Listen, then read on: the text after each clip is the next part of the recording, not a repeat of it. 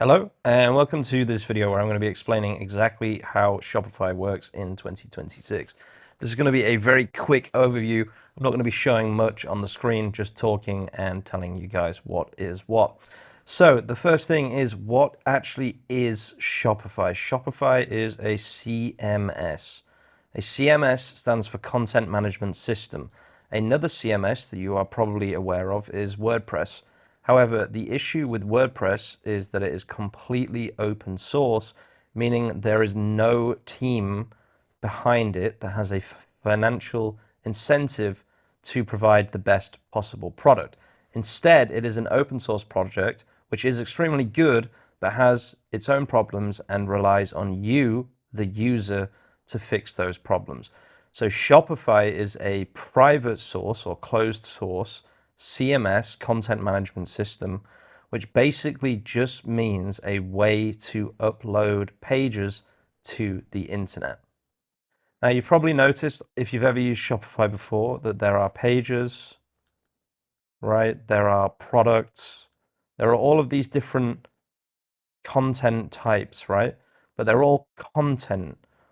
Everything on a website is just content, right? So CMS is just a way to manage content. So think of it like this: you put your products on your website, and Shopify allows you to manage those products, which become pages, which become content. So if I just show you a very quick example, if I click on here and then click here, you'll see that this has /products in the URL, meaning this is a Shopify product, right? And it's managed by Shopify in the sense that now if I go here, I go back one, it's /collections, which is a collection of different products, again, managed by Shopify. So all Shopify is it's a content management system. And the important thing is that it's private, it's for profit, which means it has a financial incentive to make it the best possible product, which they do, to be fair. It's an extremely good product, which I like a lot. So how does Shopify actually work in 2026? So the first thing you do is you sign up to Shopify, right? Just literally just Google Shopify. You pick a plan, right? Most people just start with the $1 trial. That's fine. Pick a theme. Do not get a paid theme. There's no point. Just get a free theme like Dawn, right? I've built two websites that do over $1 million a year on Dawn, right? You don't need any special themes or anything like that. Create your homepage, very, very simple. Add your branding, colors, etc.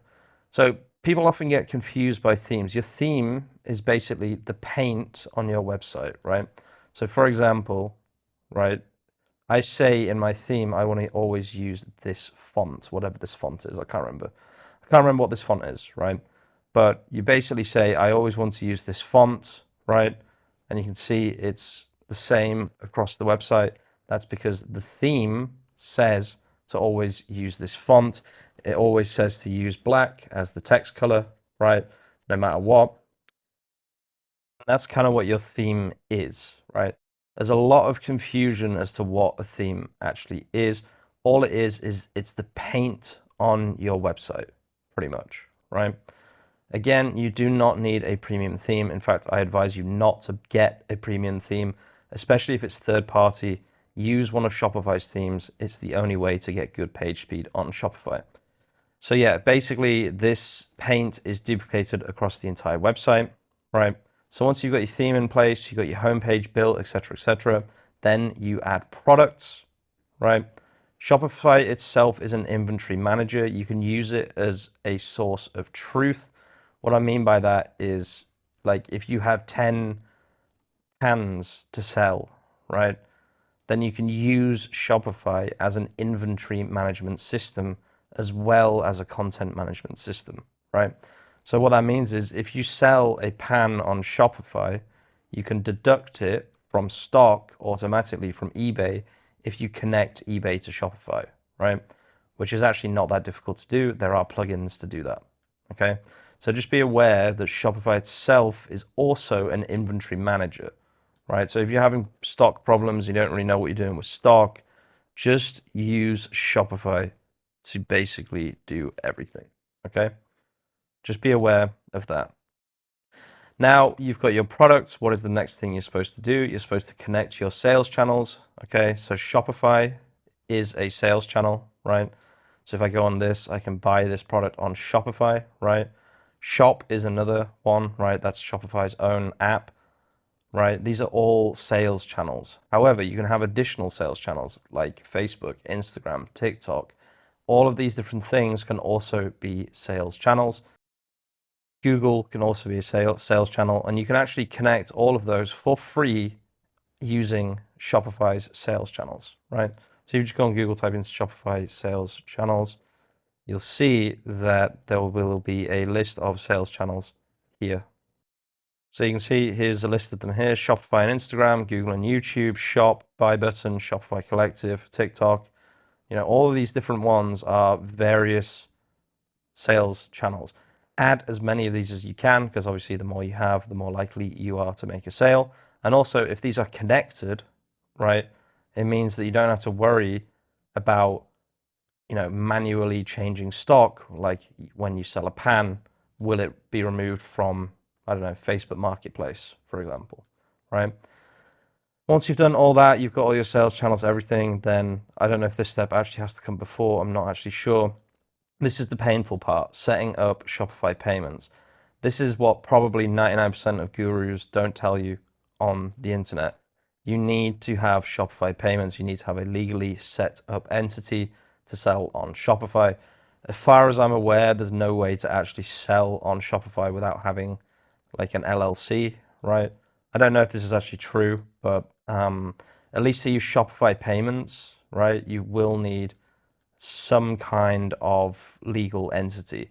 Now, you might be able to use PayPal, I'm not sure, but I mean, if you're selling online anyway, you need to have a business set up just generally, right? Without this step being done, it's really, really hard to accept orders. You can still accept orders, I think, but it's just going to cause you problems. Trust me, it's better to be a legit business owner than, you know, just randomly selling stuff online and then getting caught with a massive issue in the future. Once you've done all this, these 5 steps, you're pretty much good to go. That's when you connect your domain and you launch your website, right? This is where most people stop, right here.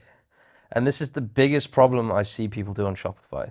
They stop here and then they say, where are my sales? How is anyone supposed to find this website, right? That's the problem. Now, we did actually develop a software to kind of help stores with this problem, right? What this is it's an automated Shopify and WooCommerce system that basically just, you know, does tasks daily to increase organic SEO, like writing content, improving your technical SEO, optimizing products, creating collections, which, as far as I'm aware, no other AI tool in the world does, and much, much more. This is SEO Grove.ai.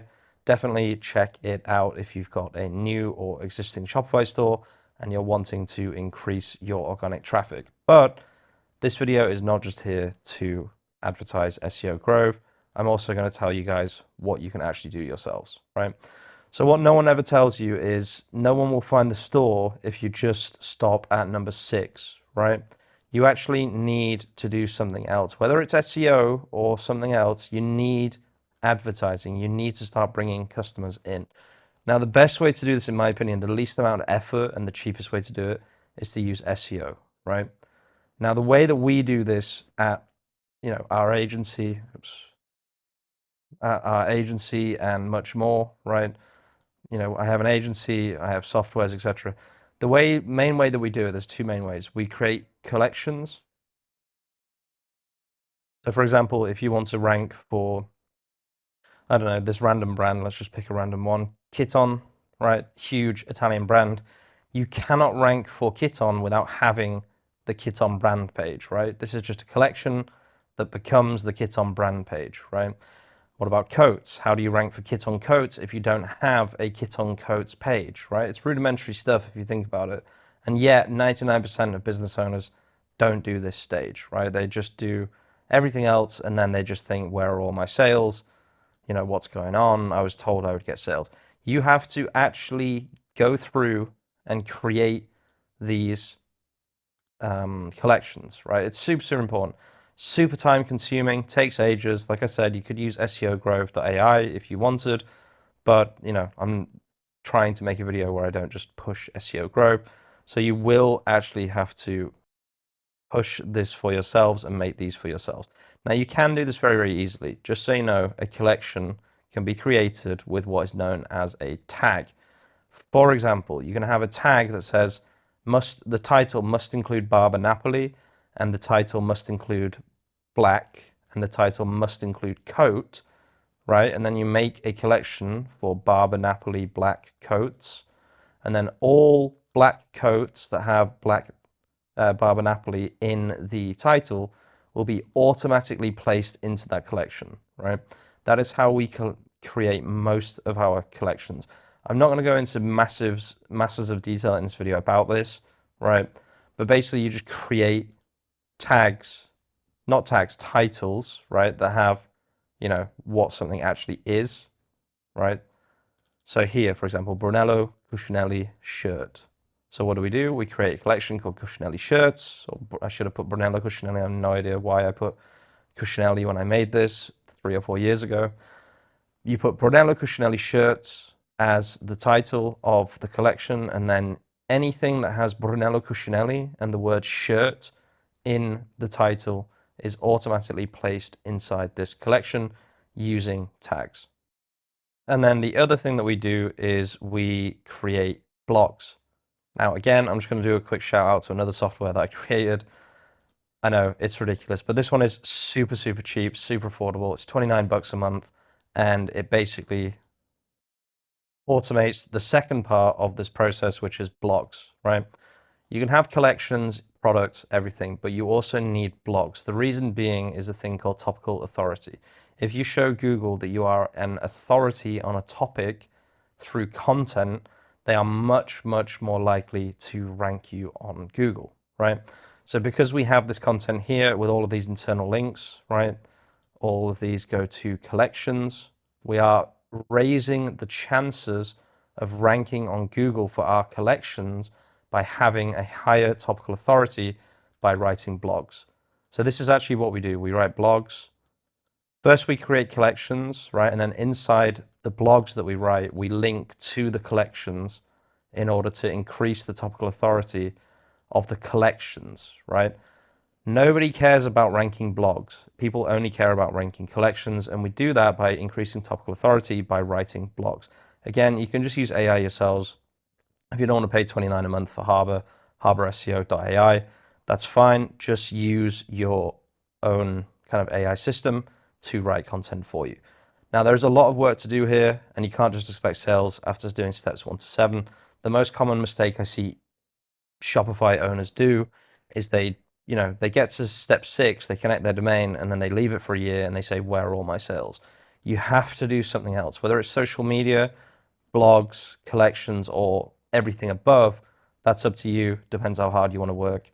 Guys, I'm going to leave the video there. I hope this helps someone out there with their new Shopify store and their new endeavor selling online. Thank you so much for watching. If you're watching all the way to the end of the video, you're an absolute legend. I'll see you very, very soon with some more content. Peace out.